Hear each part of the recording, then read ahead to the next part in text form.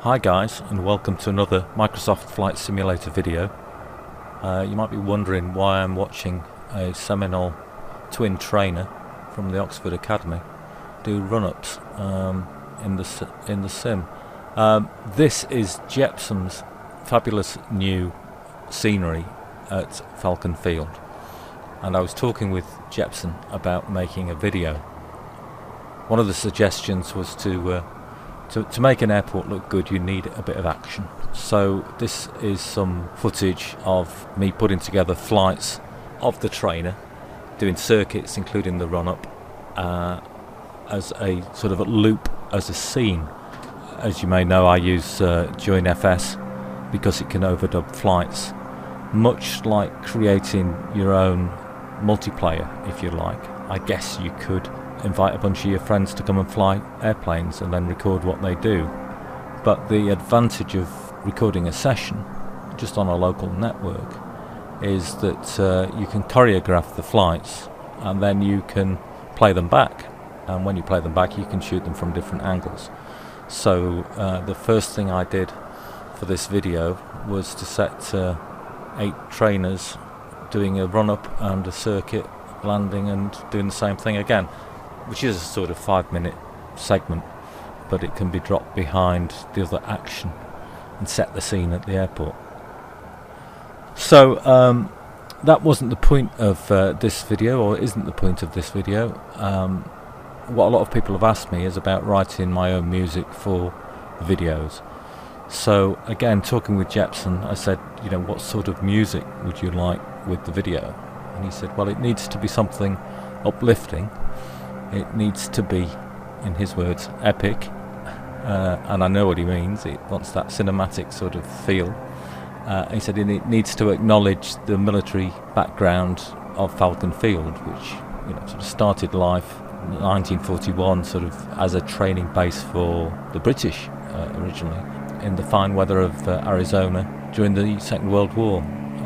They learnt to fly in on Stearman's actually, but I've got some wackos in. It's close enough, but a little bit early.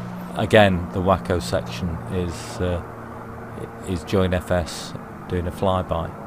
Anyway, on to how to produce the music, and we'll go over to a session in Cubase and have a listen to the sounds I used and how I put it together. So we're here in Cubase, and let's have a look at what we need to create this epic track that's uplifting, has a link to the military history of Falcon Field, and has a feeling of flight. So in Cubase we've got some sounds set up. The tracks are already written, but let's have a look at what sounds I used. We started off with my trusty guitar and a phrase that we use for the beginning segment. So if I just solo the guitar track, then we can hear that on its own.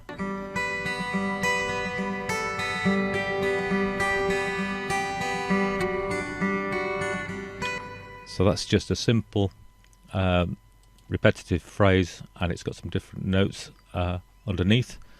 So let's put all the guitars together, and it sounds like this.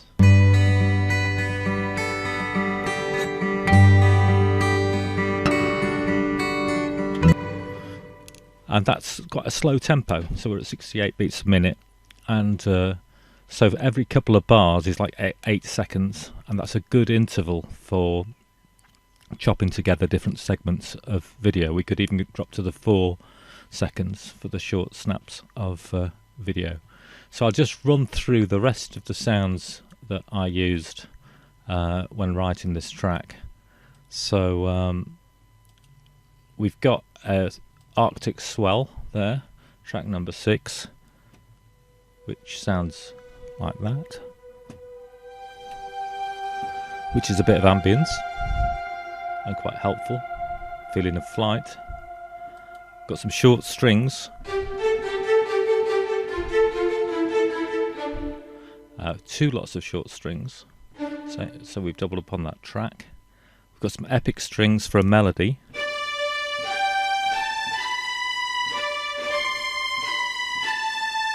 is legato long strings. We've got some BSO flutes.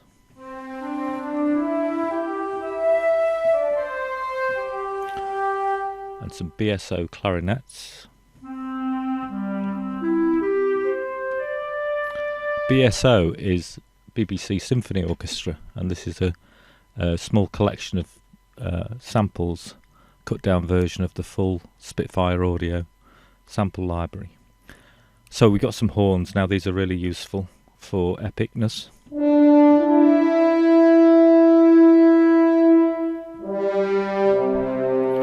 And some trumpets.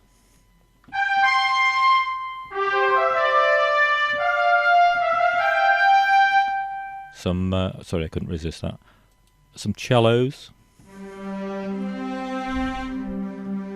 Some short cellos. Some basses. Now, some percussive elements. This is a low earthquake sound, which is useful just for stressing some of the parts of the track or making cuts against. Then we've got this is what I use to get that military feel. It's a cinematic hit.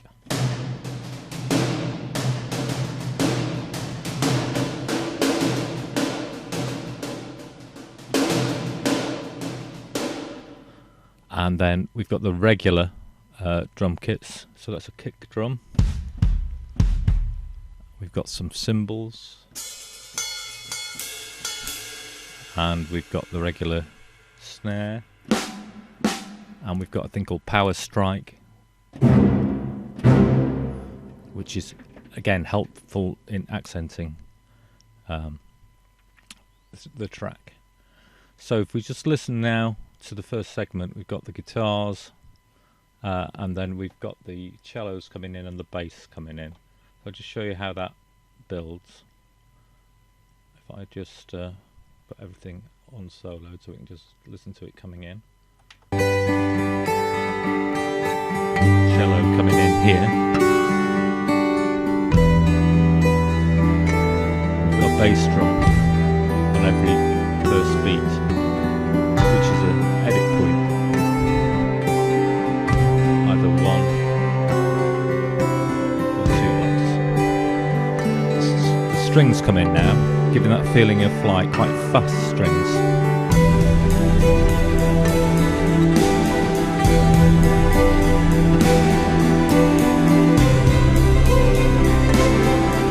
And we've got some of those low earthquake noises in the background, feeling of scale. And now we get to the main epic string line coming up now. I'll just stop it there. So just to there's a lot going on there with all the different pieces, but if I just show you what's happening with the strings and the epic line, we'll put the flute and the clarinet in there. So this is without the percussion and the drumming.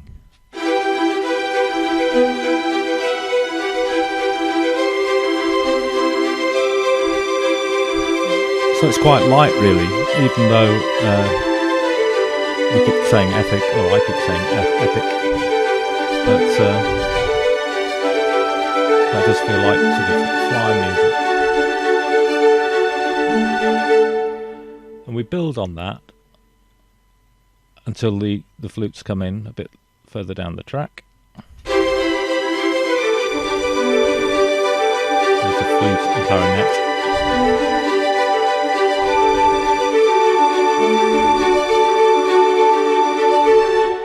And I'm just scrolling through, showing you how it's building.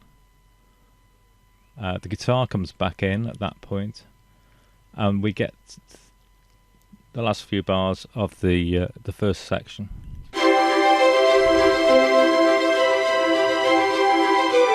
I'll show you everything on music.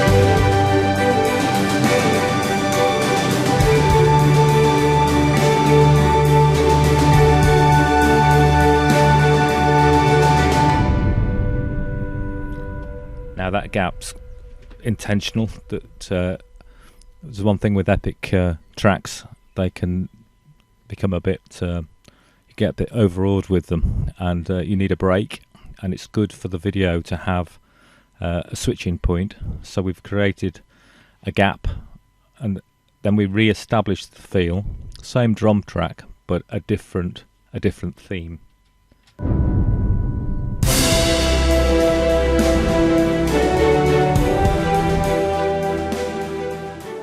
After the gap, we start with a different theme, and we've got the horns coming in.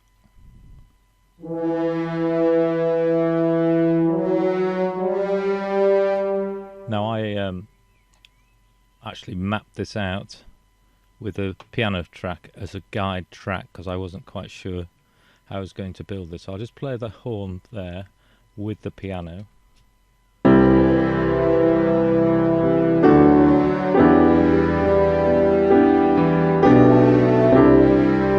And it's just a chord progression that helps construct the rest of the orchestra.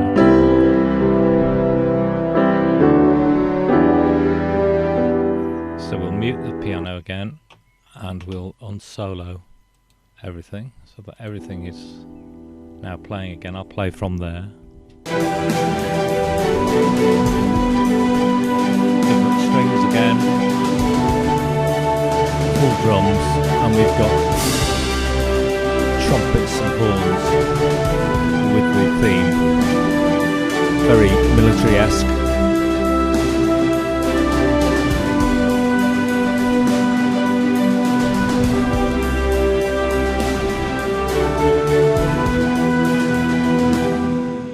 And that's going to take us to the end, but we do need an end, and so I decided to create it with the side drum, cinematic high hits, which I'm using as a snare drum, and finish the track with that.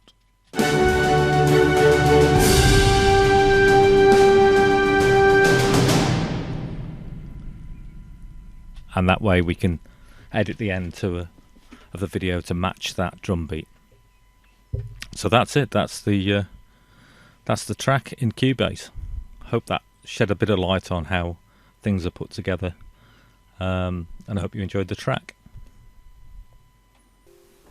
Oh, and if you want to see how it all came out, here's the finished video. Catch you later, guys. Bye.